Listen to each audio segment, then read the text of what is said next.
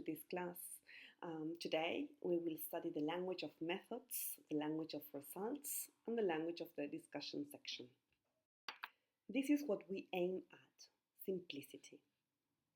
Well, in the case of methods, this section depends on your field of studies. Okay, we have seen that we may either include this part in the introduction, the same happens with the literary review, or we may develop a whole section in our paper. This slide and all the slides in connection to the complaints of referees, as I have said before, may help us to create a checklist of what referees pay attention to, which may help us edit our own paper. Well, this is something that we need to pay attention to, and then we're going to quote Moria again. We need to be simple and we need to write clearly. Okay, this is our main challenge. For checklists, we may also include these questions. My suggestion is that you stop the video and take down some notes. Pay attention to the points you find relevant to your research. And the same you will do with the following slide. In connection to language, there is a matching exercise for you to do in which you will match some statements to the examples. And now pay attention to the tense and voice we use in this section.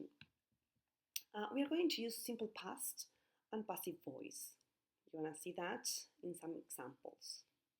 Well, you may see that this section is different from the language that we use in other sections.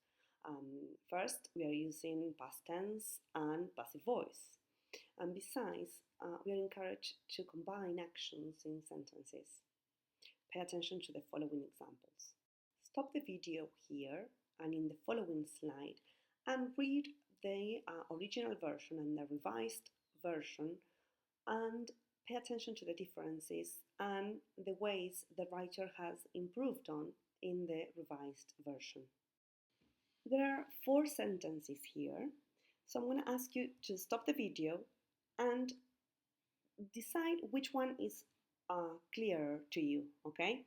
You will find the explanation in the following slide, but please stop the video now and reflect upon these sentences and then check your own predictions and your own answers. There are some expressions that we may use in this section.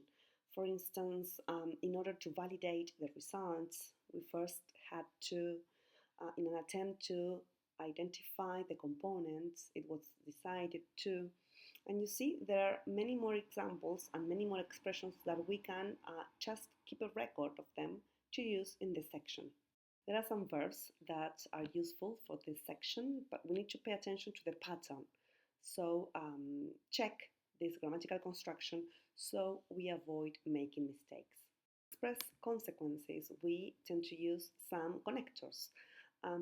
Let's avoid the use of so, okay, in this section because of its register. It is more informal. So pay attention to the use of thus, thereby, consequently, therefore, and hence. These slides because they may help us create our own checklist, which we may use just to write our own papers to see what we have forgotten or what we have to include next, or just to edit our papers. So stop the video and check the questions and create your own rubric.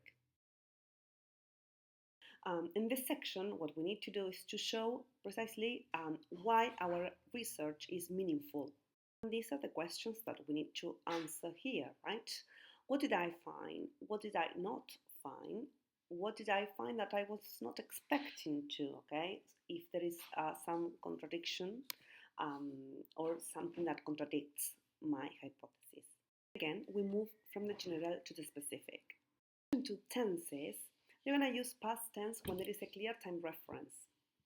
We are going to use present tense for situations that are always true. And we can also use modal verbs. Check the use of tenses in the original version and in the revised version.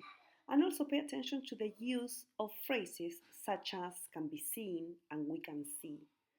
Do not repeat information contained in a table. Impersonal style, such as there is or there are. Note the use of voice here and the election for the passive in the case of overlooked tat. Instead of using the active voice, I or we looked at. This usage may either reflect the author's wish to remain in the background and let his results speak for themselves, and or because he's following his journal's requirements. However, he uses the active voice when referring to figures and tables. Questions for your checklist. Stop the video again and add the questions that you need to focus on. Now, let's move to the discussion section.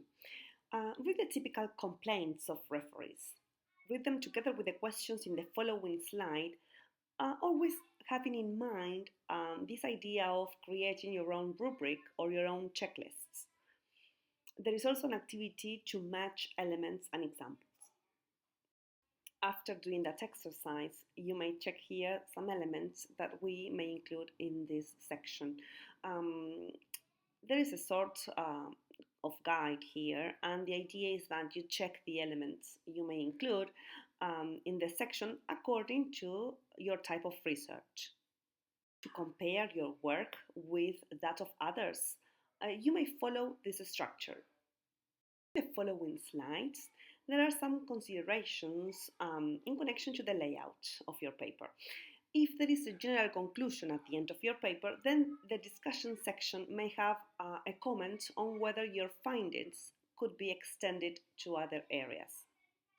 Also, you may include the ways in which your hypothesis could be improved on. State if you have ignored some specific areas. Admit what you have not been able to do. You may repeat your reasons for choosing your topic of research. There is no conclusion at the end of your paper. Add in this section what your findings imply, what your recommendations are, and how your research could be continued. Section, avoid the use of passive voice. Go active whenever possible. Stop the video and add the elements to your checklists. Thank you for watching, and I see you in our third and last